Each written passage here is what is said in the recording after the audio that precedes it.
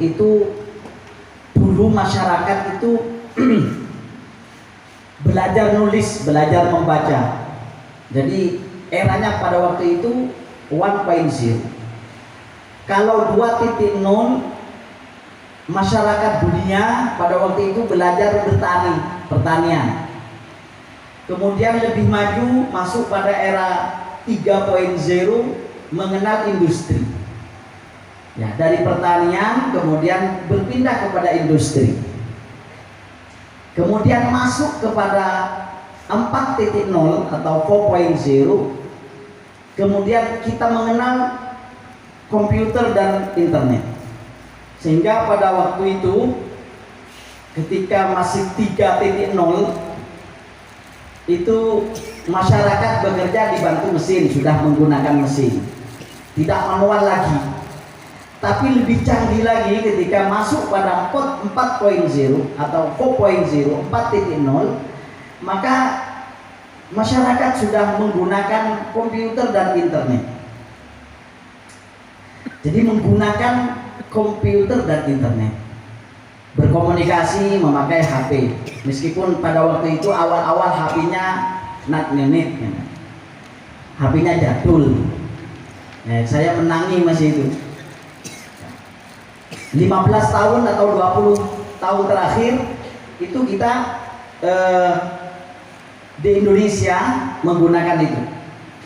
Tapi sekarang ya, sejak kemudian di launching oleh pemerintah Jepang bahwa kita pada tahun 2019 sudah meninggalkan 4.0 sebenarnya, masuk pada 5.0. Apa bedanya 4.0 dengan 5.0?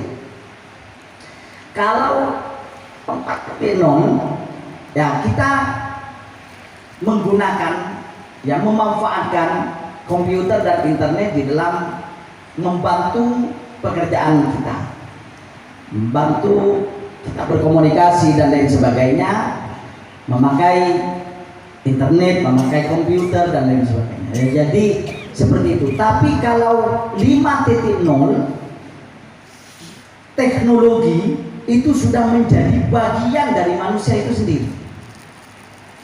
Sudah menjadi bagian, bukan hanya dimanfaatkan untuk membantu kita bekerja. Tidak, tapi digital, kalau katanya Gus Wadud tadi, gadget itu menjadi bagian dan tak terpisahkan.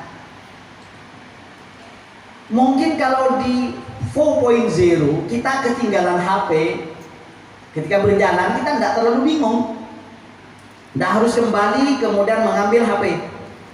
Tapi kalau sekarang kita bepergian, tertinggal HP kita, kita balik karena seakan-akan separuh nyawa yang tertinggal. Padahal istri tertinggal tidak ada masalah, tapi dia HP tertinggal masalah. Nah, itu namanya bahwa HP bukan lagi menjadi alat, tapi menjadi bagian. Dan ini akan memberikan efek yang luar biasa dalam hal sosial, sehingga kita ini masuk pada society 5.0. Dan ini ketika kita mengkontekstualisasikan hal ini dengan budaya di pesantren, terutama budaya ngaji, ini kalau tidak diantisipasi, ini akan menjadi tantangan tersendiri yang bisa menggerogoti nilai-nilai kepesantrenan, termasuk ya tradisi keilmuan. Kalau di perguruan tinggi, ya sekarang katanya Gus Wadud, dulu kalau di awal-awal saya kuliah sudah ada HP, tapi ketika masih membuat makalah, ya masih rajin ke perpustakaan, ya sampai hafal tempatnya buku-buku di perpustakaan. Nah, sekarang ini semuanya tersedia.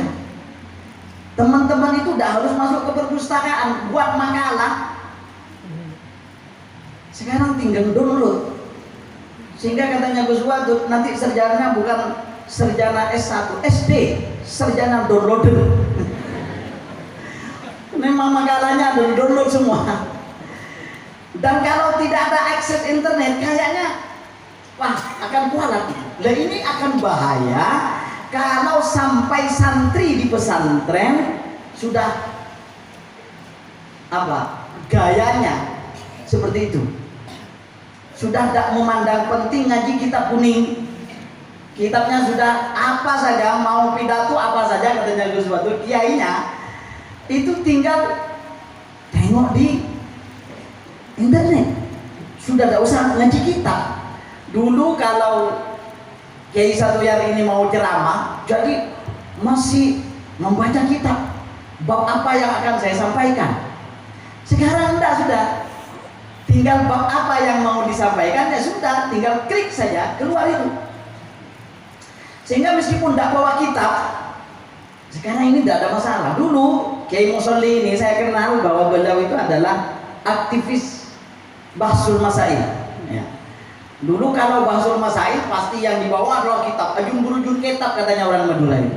Banyak sekali kitab di tempat Bahsul Masail itu, kitab besar-besar itu dibawa manual. Jadi berdebat, kemudian langsung membaca kitab-kitab yang ada. Nah sekarang di 4.0 itu katanya Gus Batur sudah tidak usah bawa kitab manual kayak begitu, sudah pakai flash disk saja sudah ribuan kitab yang ada di situ. Nah, yang akan memprihatinkan ketika orang sudah tidak harus pintar, tidak harus alim, kemudian tinggal download saja, kemudian berbahsul masail. Nah ini bahaya ini. Ini karena sudah 5.0, sudah menjadi bagian. Yang ngaji di kuburan tidak harus anak-anak tahfidz, tapi sudah langsung ngajinya pakai HP. Yasin, nah itu. Olehnya rokokan. Itu namanya nanti kalau tidak diantisipasi 5.0 itu begitu. Saya masuk surga. Nah, harus hafal Quran. Oh, ngajinya sudah ada di HP. Jadi besok ke kuburan orang tua, tidak usah repot-repot. Yang tak tahu ngaji bisa. Yang penting punya Android. Setel saja.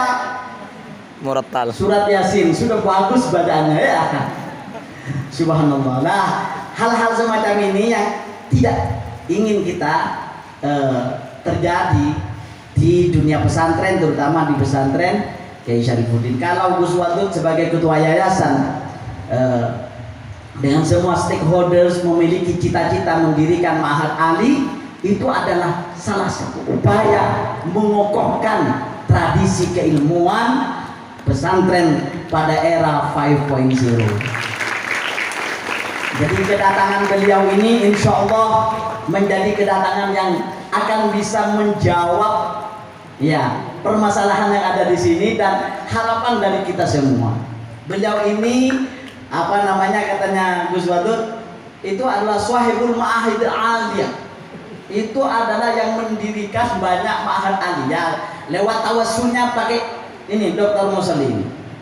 Nah, untuk lebih jauh kita mengenal beliau, saya akan bacakan apa namanya kurikulum vitae-nya. Beliau itu adalah Dr. Kiai Haji Musolli Riyadi MA. Kemarin sempat dijelaskan untuk KH-nya itu kek, karena bilang kek ke saya itu akan mulai. KH-nya itu bukan Kiai Haji kek, Kiai Hutan katanya. Jadi sampai itu kalau mau nengok Facebooknya beliau, nah, bukan Kiai Hutan, sudah klik itu pasti dia. Kenapa kok Kiai Hutan? Dia sekarang merintis pesantren di atas arak-arak Bondowoso. Itu SMS jalannya, sok masuk. Makanya Kiai Hutan. Kemudian sekarang beliau adalah dosen pasca sarjana Universitas Nurul Jadid, bukan institut ya, Universitas Nurul Jadid Python. Kemudian juga beliau adalah Mudir Ma'had Ali Nurul Qadim. Jadi di Probolinggo itu ada Nurul Qadim, ada Nurul Jadid. Nah lain Qaulul Qadim dan Qaulul Jadidnya Imam Syafi'i. Tidak tahu ini padahal kiainya tidak pernah rembukan mendirikan ma'had. Ini kok namanya ada Nurul Qadim. 5 kilo dari situ ada Nurul Jadi. Dan pondok ini adalah pondok yang semuanya Lebih lama Nurul berkembang Jadid. luar biasa. Lebih lama Dan Nurul di Jadid. antara yang mengelola di situ adalah beliau ini. Tepuk tangan untuk beliau. Kemudian beliau itu sekarang adalah pemangku, ada salah satu pemangku pondok pesantren Nurul Dolam. Pokoknya nur-nur semua di sini. Makanya meskipun agak ireng, agak hitam, hitamnya manis. Ya karena Nurul Khotim. Mulai dari Nurul Khotim ke Nurul Jadid, sekarang Nurul Dolam. Riwayat pendidikan beliau, saya akan membaca riwayat santrinya. Kalau riwayat S1, S2, S3 itu kan sudah jadinya. Sebenarnya yang paling penting itu di dalam proses pendidikan seseorang itu adalah mulai dari awal di mana dia nyantri itu. Karena yang akan menjadi dasar dan fondasi keilmuan dari seseorang itu adalah hasil ketika dia masih mondok di pesantren. Kalau pondoknya dia bagus, S1, S2, S3, insya Allah tidak sulit. Tapi kalau dia mulai MTS-nya, aliyahnya sudah nakal, oh itu meskipun S1, S2, S3 paling itu dapat nilainya nilai todongan ke dosen-dosen. Makanya saya akan bacakan riwayatnya beliau. Yang pertama, beliau nyantri di pondok pesantren Nurul Quran. Ternyata satu alma mater dengan saya.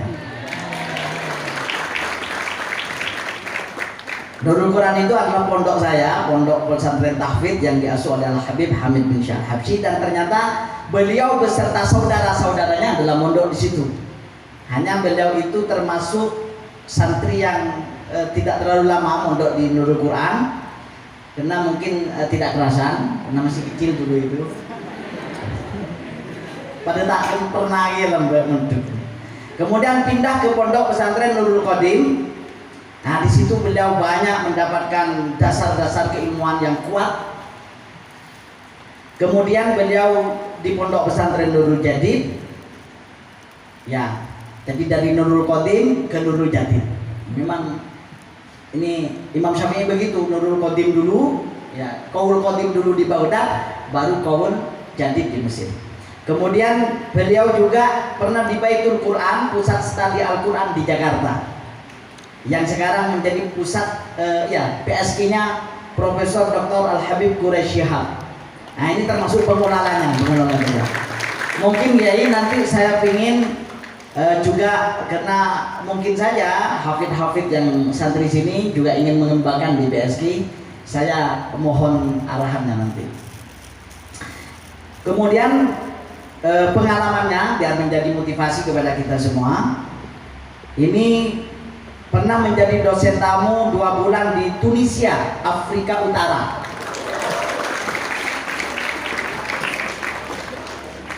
Kalau dulu saya kenal bukan dosen tamu, dosen terbang kemana-mana maksudnya. Kemudian pernah juga menjadi dosen tamu di Brunei Darussalam. Jadi pengalamannya sudah internasional. Dan kemudian dia itu peneliti majelis di Hong Kong.